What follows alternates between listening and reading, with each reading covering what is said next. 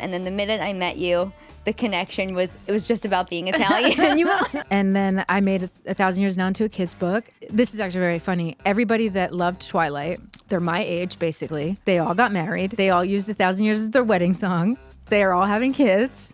They're all had playing. a lullaby album. Got a lullaby. Now they're now getting it's a gonna book. be look.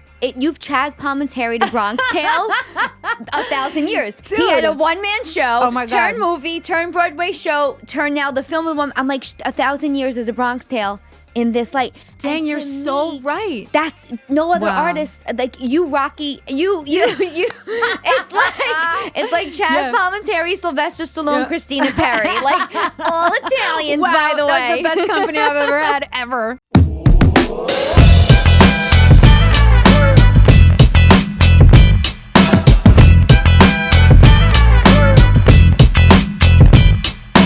Cawfee Talk. Good morning, everybody, and welcome to Cawfee Talk with Cannistraci I. Today, I am so excited because I have a guest in studio with me, and she is a very special guest. Forget about the multi-platinum award-winning singer-songwriter that she is. She is also a paisan. My favorite thing about her, Christina Perri. Hello. Hi, What's thank you. up? I'm so excited you're here. Dude, me too. You called him like, yep. Let's do it. You want to do it? Yep, I do. It's so funny because it's, somebody could have so many accolades and so many things about them. And then the minute I met you, the connection was just about being Italian. You were like, I got to LA and I remember being like, it's just going to be different. I'm not going to have, I'm not going to know that many people. And you were like, we know other Italians here. I don't know if you remember saying it to me. And I was like, it's like the 1950s, just a different era. And here I am to find other Italians in Los Angeles. Like, don't be afraid. I know the Italians. Come with us. Yeah. There's more of us. There's Come more over of to us our here. house. Come into the backyard. I know them all here. Yeah. It's true. I was like, please come. I remember you being like, I don't know. I'm like, there are others like us. It was just one of those moments that I was like, this is great. Because if you know, you know. Yeah, and you're East Coast Italian. I know. I was thinking about it. I was like, I wonder how Philly I'm going to sound by the end of this chat. Because like whenever I'm around anybody from the East Coast or Italian, I feel like I'm just like exude, like it just comes out of my pores more. Right, we're just talking with our hands now. This This like, whole now podcast. Am I from the Bronx? I don't know. You should be watching it because we don't know right now. Yeah. So you describe your family as very Italian though. Like even my videos, like the ones that I do, you're like, oh hi, you're my mother. I know, and it's so funny too because the truth is, I mean, I can't believe I'm going to say this, but my mom's not actually Italian. I know. But the thing is, she's like through osmosis, like you'd never know she's Polish. not Italian. She's Polish, but she's like kind of like blonde hair, blue eyed, like dark skin Italian looking. You know what I mean? Like she's tanner than I am. And she's was married to my dad for 47 years. And so my dad's off the boat. So my dad came over in 1959 from Calabria. Wow. He doesn't speak Italian or English. It's somewhere in the middle of both. It's ridiculous. I love that. Literally, my brother and I are like, you've been here for so long. How are you worse at speaking? Like he talks into his Siri. Like, so his thumbs are so big he can't like text. First of all, the fact my dad even has a smartphone is like wild. Like we can get into that. He doesn't even have an email address, but he has an iPhone. My father. Yeah. And like my brother has all his stuff like, written down. But then I asked my dad, I'm like, what's your password? And he like pulls out his wallet and inside is like a little handwritten, and that it's written it's like old school, like he took pen to paper for it. Yeah, he's got his money wrapped in a blue rubber band.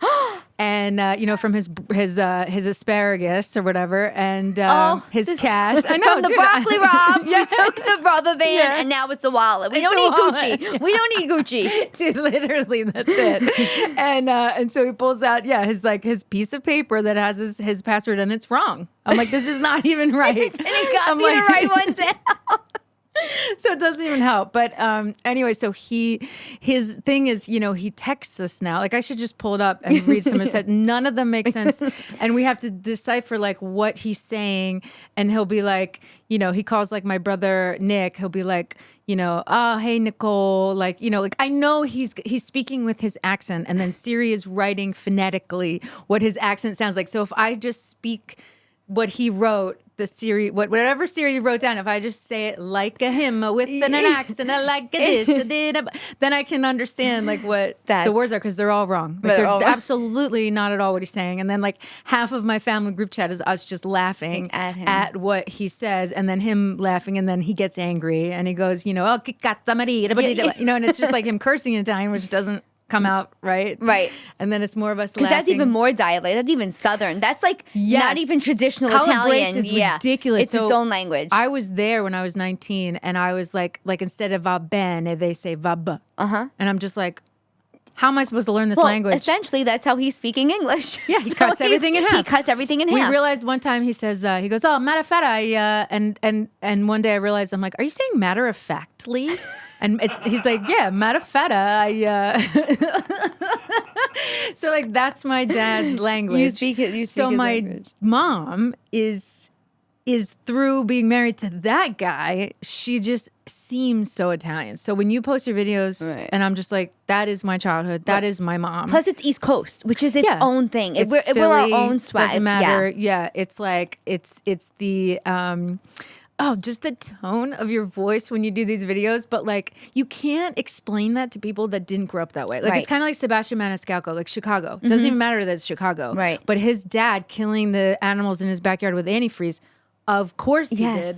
Of course he wasn't allowed to have a pet because the neighbor had a pet. Right, and that's like these stories are what I relate to, and that my family, like we watch, you know, all his specials and just laugh hysterically, and like my mom will like cry laughing because it's literally our, you know, the relatability factor to it is. It's like our favorite movie is Moonstruck. Oh, number one favorite movie of all time. But like it's, if I'm in a bad place, like I lost my grandfather or something happened, it's like I go to that because it's a piece of home, or it's this connection I have that it's like people I know. It was for me, it was the first time I saw people that looked or sounded like me, even on a big screen. Oh yeah, when the dad comes in with the dogs and everybody's yelling at him, and he's like, "I don't know what's happening." I'm like, "This is literally my dining room table." Like my dad's siblings were always there. Like it was just how we grew up, and it was, you know, not Brooklyn, right? That's in Brooklyn, but it doesn't matter. And also, Cher's not Italian. I know, but you know what? I pretend she is because she's so good at it.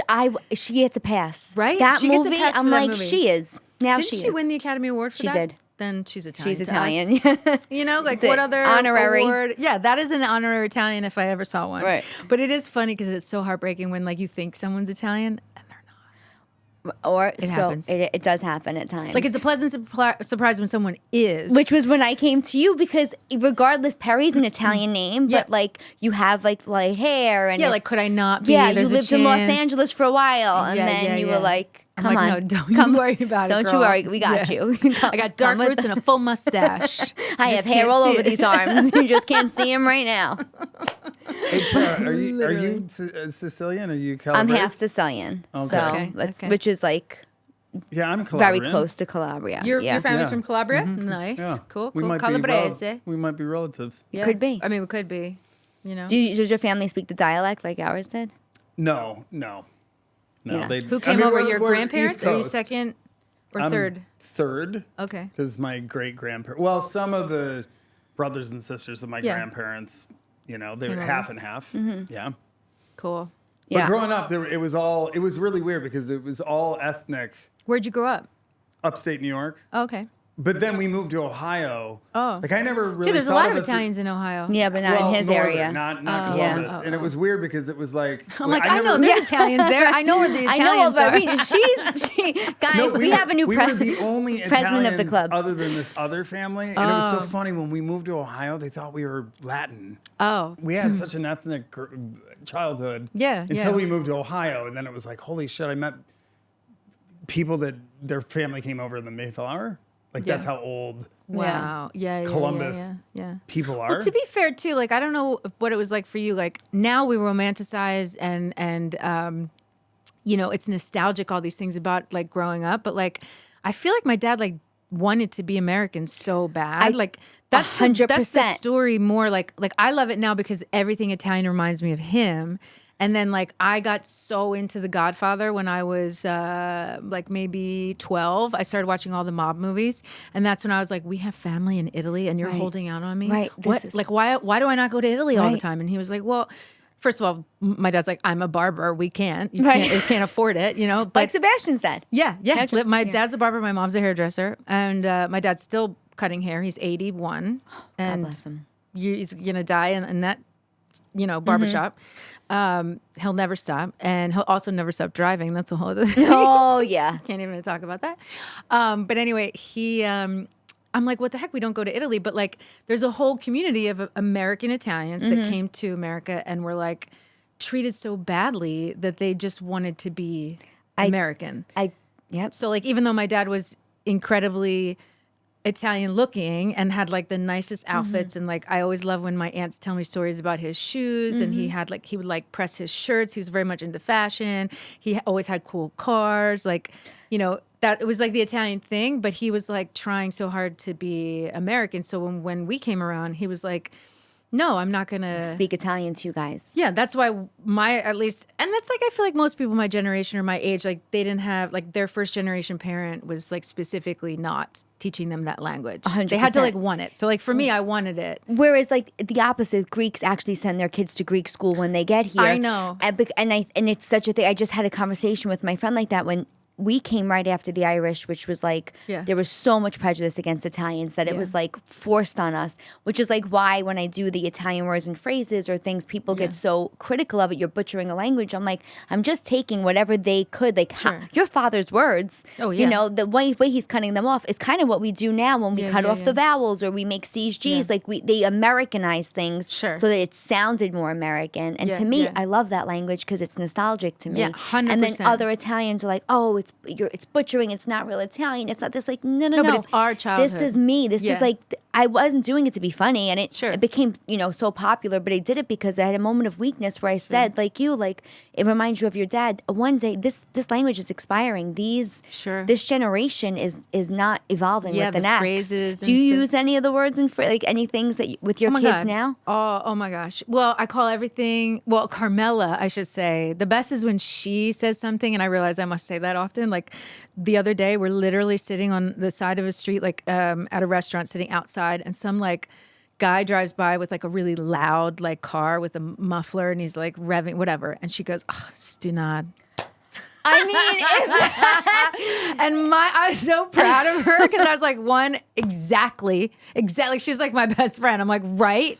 And then two, like that's exactly the correct way to use it. Yeah. Like that is a stunad. Like why is he so fucking loud? It in context. Yeah. And then I was also just like, wow, I'm passing the torch. Like she's literally gonna call, you know. And so it is funny. Like we say, I say chuchul. My dad, a big one for him was chuchul, and I dove into that a little bit, which is like a big cucumber. Like I guess like so a chuchul is not a stunad, they're different. Like a chuchul is more of like a lanky like when he calls someone a chuchul, it's like some kind of like Paul who's like tall, and then is acting like an idiot. That'd be a chuchul. Whereas the guy driving with the really loud car is a stunad. Right. I love that they're all like bad phrases about people. But they're also in like a great, like in a loving context. Like people are like, oh, everything's so negative. I'm like, no, if I call you a chooch, it's like you're a chooch. I'm saying it because I love you. Yeah, chooch but we use all the time. But it's like a good thing. Or like, my grandmother used to call me a mamarel, which is like a little girl that acts like an old lady. Yeah, I love that. But it's like, yes, I guess we always say to the girls about the testadora. They've got like Paul constantly tells them like when they fall down, don't worry, you've got a hard head, and like it's funny that that's cultural. You know what I mean? Well, not only they're half Calabrese, half Napolitano. So like they're the hardest headed girls in Los Angeles. Do you know what I mean? We're raising absolutely like we're in so much trouble. That's my real new crew. Yeah, I'm with Pixie and Carmela, guys. That's same. Who I'm rolling with these days in LA. Well, what's funny is like parenting them. Like ask me in 10 years how it's going, because like right now I want so bad for them to be strong, like boss ass women, and then at the same time like they're never gonna listen to me, and they definitely already don't listen to Paul. Like they already are just like and I'm like, and he's like, what the heck? And I'm like, we want this. This is what we want. Like, follow my lead. Yeah. But like, they're gonna be so hard to in raise. 7 years. Oh my fun God. times 10 even. I mean, like, what's funny is I keep thinking like, I was so bad that like I'm like, how could Carmela outbad me? Like, I was gonna ask you, were you? She will. Yeah, I was awful. I mean, literally, I feel now that I have children, like I understand so deeply like why my mom like would like yell so loud, because now I'm like, I don't yell, like I'm not gonna yell. And then like, I get it. Like when you want to yell, like it has nothing to do with who you are. It's just like a natural response to like how bad your kid's being. And you're like, what the fuck? Right. Like seriously. So like, I kind of have this like deep, deep appreciation for my parents. But the memory I have is still very close. Like I'm 38 now. I do not feel 38. Like I still feel like I could be 28 or like 18 in a millisecond. And I remember how hard I was to raise. Like I was so against the Catholic Church. Forget about it. That's a whole other chat we could have. Like every nun in my school was like, I was in trouble every day. You were in Catholic school, which is, different standards. Is what it is. Yeah. But at the same time, my defiant, hard-headed, like I always had something to say. I always questioned everything. Like I remember when Kathleen Brady's dog died, and like the nun, Sister Addie, who was teaching us in the 8th grade, like said that her dog, like, something about heaven and whatever. And I was like, yo. I was like, what? And I was like, I don't agree with that. I don't think Kathleen likes that either. Like she's like crying. Like I got sent to the principal's office. Like I always was like, hey, wait, what? Like most kids in school are just like follow the lead or follow the leader. Like stand up, sit down, kneel. Stand up, sit down, kneel. Like that's what we're taught.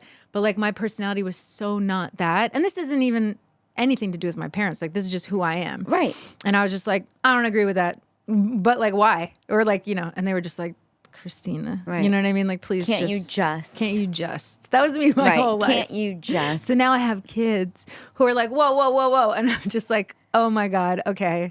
I get it. Did your mother ever wish on you like, wait, you have a daughter just like you? Oh, she told me and that. Now you got two. I don't know. Every day. Yeah. Every day. Wow. Can't wait to have a daughter who absolutely hates you. Like you hate me, and now I'm like, but Mom, I love you. Right. And then I look at Carmela and I'm like, please don't hate me. Like, please be my friend. And I'll say to her, like, sometimes I'll be like, can you promise you'll be my friend in like 8 years? Yeah. And she's like, of course, Mom. Of course. Is I she love 6? You. 7.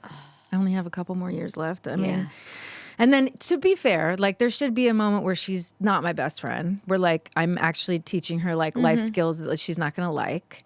And that's fine. But like, I hope she comes around and is like my tiny bestie, because I really do love. Yeah, I love them both so much. She's funny, even her in like her pitch, and like, well, I was at your house once, and I was like, look, I looked at myself in the mirror. I go, I got to fix this hair before my show, and she was with him. She goes, yeah, you do. Well, and I was like, well, at least you're honest about it. Yeah. Like I was like, oh, girl, thanks. Yeah. She is the best little girlfriend of any friend. Like she's like I don't know. She's just that friend you're going to want on your side, like for life. Do you know what I mean? Like she's such like a supportive friend to other people. She's also funny as hell. Like she's got Paul's sense of humor, but my deep existential dread. So like, she's like this like very like, anxious, hilarious, smart Italian girl. Yeah. I mean, like she's, living in LA. Ask me all the time, like, why are my knees so hairy? I'm like, because you're an Italian goddess. And then literally she's at school and she's like, Daisy told me that my knees were hairy. And I told her, but I'm an Italian goddess. And I was like, yes, you did. That is probably the best response. Honestly, like it started out as because here's the other thing. They don't warn you, like, you're not going to know sometimes what to say to your kid when they're looking right at you. Like, what do I do about this thing? And it's just like whatever comes out of your face. It's a different level of hard now, right? Because now different questions different come. questions. It's not crying as a baby and changing a diaper. It's Well, it's why like, are my knees so hairy? What do I do if this guy pushes me? I'm like, you kick him in the nuts. Right. Like, oh God. I'm like, should I have said that? Is that very Philly of me just now?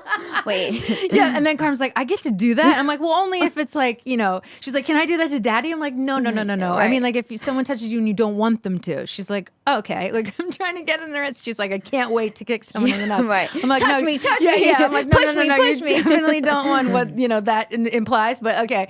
So it's funny, like trying to like raise a daughter who is like tough and also like sweet. And I think honestly, I give everything. I give all the credit to growing up Italian. I can't help it. I know it's like the theme of your show. Right. But like it is literally the theme of my life. Like me and Paul, you've been to our home. Like it's literally in everything that we do. I've had homemade pizza in the backyard. But what I love about it is that you've taken your art now and made it about motherhood. Yeah. Which is like, I listen to the Lullaby albums and I'm like, I think I do want a baby. I'm like, yeah. And you've managed to take songs that I love that are covers that I never looked at like a parental connection to, Fuel, Fix You, and like Que Sera Sera. And I'm like, no, this is a lullaby. You've taken songs that aren't lullabies. I know.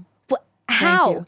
Well, you know what's really funny? So the whole thing started when I had Carmela, and I was like, I'd been on tour for 10 years as just a touring recording artist and making pop music and whatever.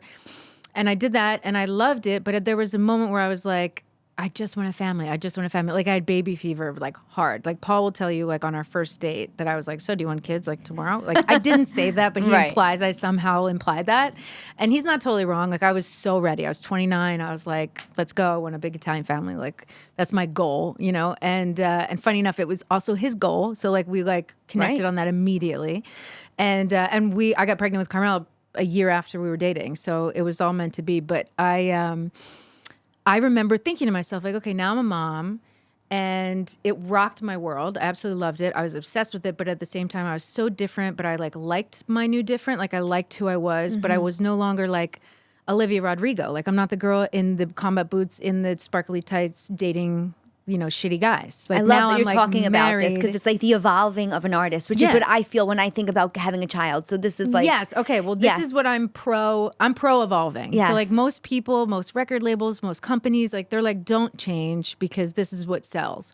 But you're like, no, I'm a human being and I'm gonna change and grow. And so I remember saying to my label, like, I think I want to make an album of covers and lullabies like that I sing to Carmela because that's actually what I'm doing. Like I'm at home. I took the year off to be a mom and then I'm sitting around and I'm singing, you know, all these songs with Paul or like, you know, just in holding Carmela and singing these like Beatles songs. And I was like, so what if I just made an album of that and called it Songs for Carmela? Like I remember dreaming of the idea.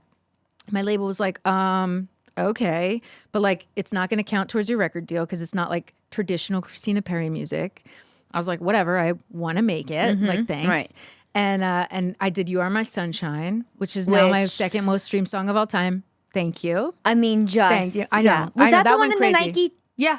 Yeah. Literally the gift that keeps on giving. Wait, people wrote the other day that like some girl sang it on The Voice and I got like a Google alert that said, You Are My Sunshine by Christina Perri. And I'm like, I did not write this song, people. It's from like the 1400s. Like, you know what I mean? It's like, but all of a sudden it's become like my voice for that song. Like people are using it all the time on TikTok and when I saw that Nike ad, I was like, yeah, this is wild. This is the lullaby version of it. And it's like the most inspiring. Thank you. But it was not intentional. Right. Like my best friend, Elmo, I did his podcast and he was laughing. He was like, you keep being incredibly successful at things you're not necessarily trying to be successful at. Like I was like, no, I just want to do this for Carmela. And then it ended up like doing really well. And so then of course my record label was like, oh, we had such a good idea. You know, how many more can you make for us? You know, and I was like, all right, relax.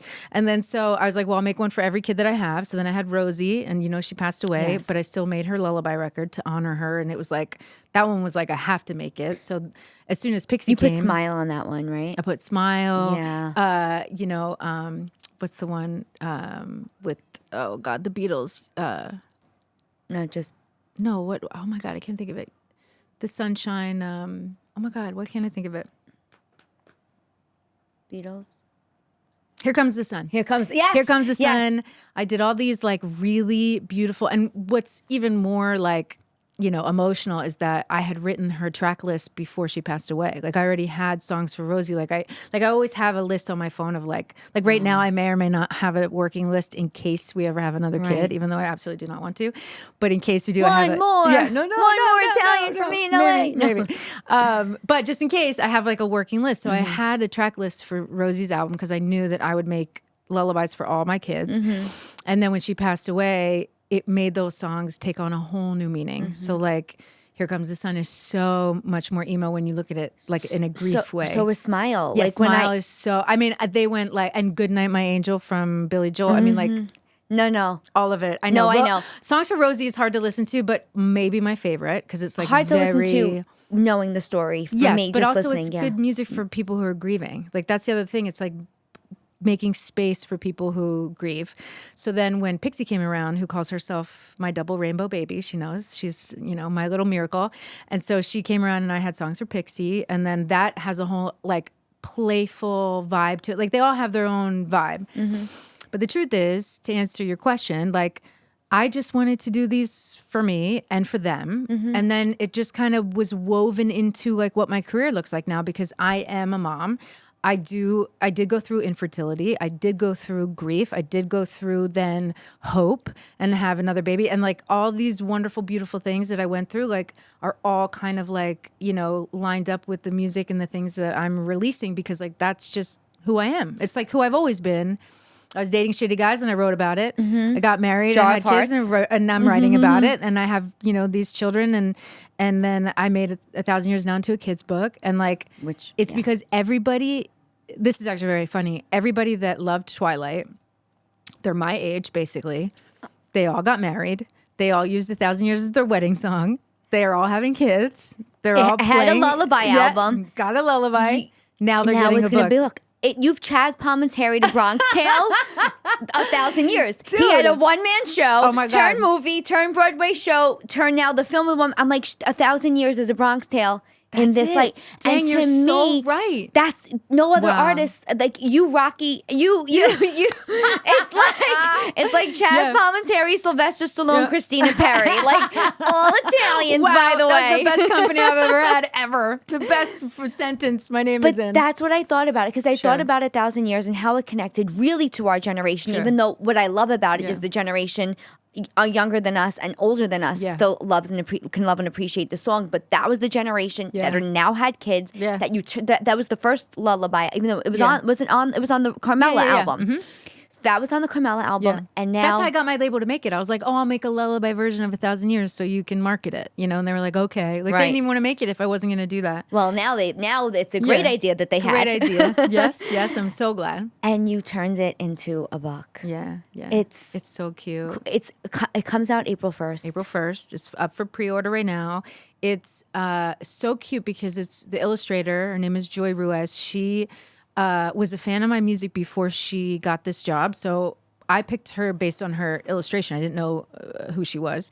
And I just loved the way that she was drawing. But she knew me and my music and Carmela because she followed me on Instagram. So she knew me like as a mom before she even got this job. Mm-hmm. So she was like drawing Carmela and drawing her little bunny, Banan, who's like her lovey, basically. Mm-hmm. So like when she submitted this for the book, I was like, oh my God, it's Carmela. Like this was years ago because we've been working on this book for a long time. Okay. So now Carmela's 7, but when she was like 4, this is when Joy like drew up these pictures.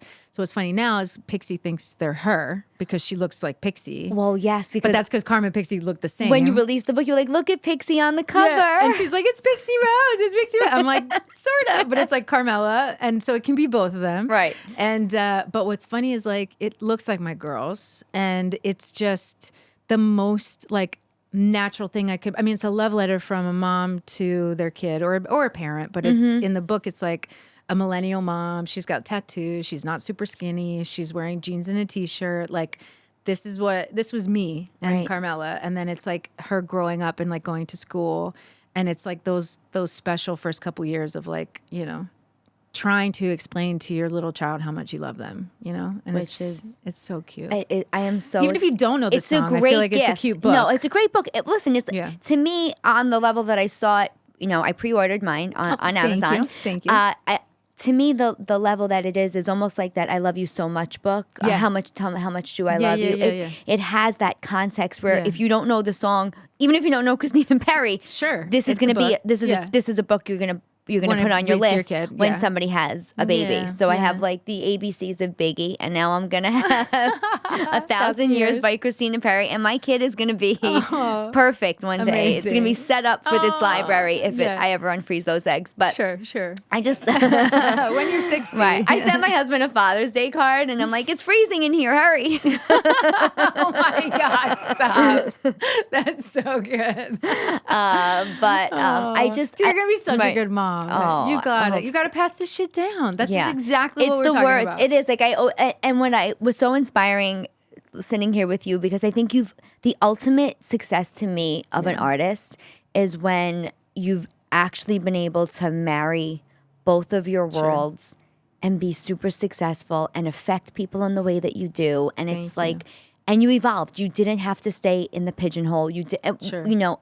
So to me, it's like I look at you, and of course, we could look at everybody's life and think like, "Wow, how great it is." Of course, you're so transparent about the struggles you've had, and which is like what makes you even more relatable. But to me, it's like, wow, like it can happen. Yeah. Like to me, that's the inspiration. Whether it's you know. These dick jokes I write on stage that may not be as profound as 1,000 years. But it is this me of me being an artist. Bring so much joy to people. You know, I started out single, then I was married, then I talk about the struggles of marriage, then I talk about the having kids, the struggle with fertility now on stage. Dude. So to me, it's like I feel like I evolve in that way, but it's to see somebody do it, and you did it so masterfully. Really, the lullaby albums are for adults. Thank you. They I do really love them too. are. Yeah. And then now the book is out, so people can pre-order it. Sure. Tell them where to pre-order it. Well, you can go on my socials if you click on my little link in my bio. At Christina Perri on Instagram, and then there's all the ways you can do it. I think it's like, because it's Penguin Books, so you can do it from their website, and then or find however you buy stuff. Amazon, Target. Yeah, whatever. I did it right on Amazon. You can I think on your if you click on it, I think it gives you all the options of the places you and you can just hit like whichever one's easy for you. And it's coming out. I'm so excited. I mean, I'm gonna go around. I'm gonna go to Philly. I'm gonna go to New York. I'm gonna go. So there will be a book tour. Well, it's not necessarily a book tour. I'm going to do like appearances, like I'm going to do Today Show and stuff like that. I'm going to do a show at the Strand. So that'll come out in New York City probably the week it comes out. So like I'll probably announce that soon. First week of April. And then the first week of April I'll do something at the Strand, and then I'm going to do something in LA. And then I do have a couple cool ideas because I'm working on music for a kids show. So like there's a lot of things that might be coming up where I might have opportunities to meet people and their kids and bring my like little band and have like, you know, music kid stuff. Wow. So there's so much more in the works. This is like, I feel like this is just the beginning of like me in the kid space. Yes. I mean, the lullabies were that for me. And now this book is like the next step, but I have like so many more ideas.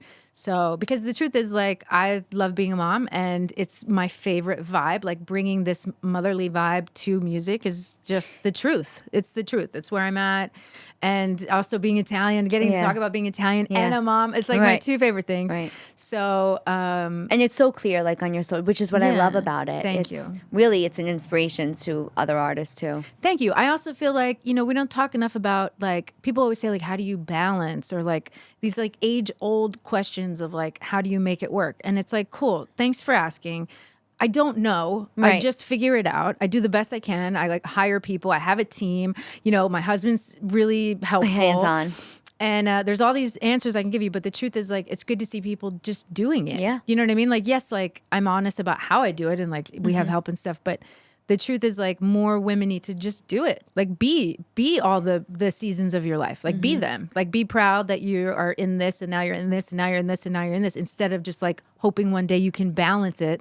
Like I don't want to talk about balancing it anymore. Yes. You know I joke about how like people will always say like I got, you know, society pushes kids on you. I'm like, well, society's kind of pushing kids away from me because all the questions like, well, how are you going to do it? Well, your career stops. Say goodbye to your career. Say goodbye. Yeah, and I'm what like, the heck? they did the opposite to me. It's like society made me scared to have a kid. Yeah, no, that is literally what someone said to me the other day. I guess they said it to Adele. I remember seeing somewhere that Adele was like on stage and they like asked her in a press conference, like, you know, what do you do now that you're like become a mom? Is your career over? And I was like, what? Like my career just started. Like I feel like to me, this new season of my career only exists because of the new season of life I'm in. So like I'd be really sad if my whole career was just like Love Strong, like my first album, like angsty, sad, mad, angry, single me. Like, I don't know if I'd be stoked about that. Like, all I wanted was a family and the like, you know. So my dream and like my North Star kept evolving.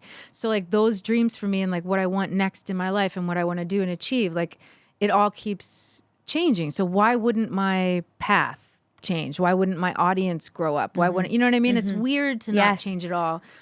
Or also to think you can't do it. So I don't believe any of those things. And then the truth is, even if you ask my friends and they're like, oh my God, this thing you're doing is working really well. Like, how did you plan that? And I'm like, I didn't. I'm just being me. Yeah. You know what I mean? So like the truth of the matter is like not to overthink it.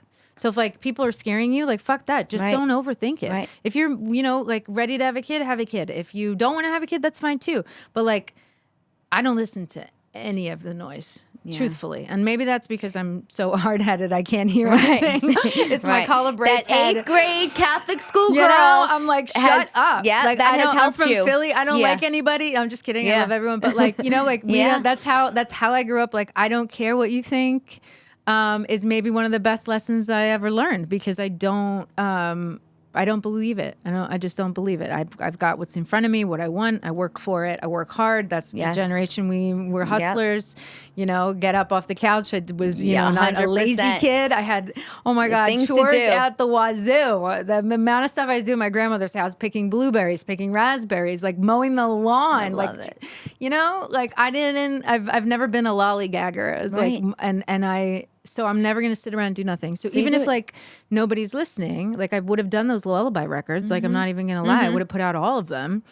It just so happens it worked out great that everybody likes it, because it's like I'm like part of the soundtrack of people's lives, and it's because I'm growing up too. And I think if I had like tried to stay 2010, like that wouldn't have worked, because everybody started growing up. And like, so I don't know. Like I said, I try not to think about it, and just to stay true to where I'm at, and being authentic. You've taken us on your journey with you while we're on our journey, and I love you for it. Thank you so much.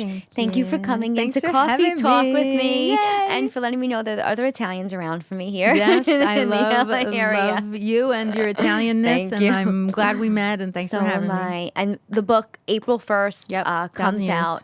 1,000 years. You can get it all over Christina Perri socials. Thank you for joining me on Cawfee Talk. Don't be a chooch. If you loved this episode, share it. Don't be a share it. Follow Christina and pick up the book. I'll see you guys next week. Thanks. Cawfee Talk.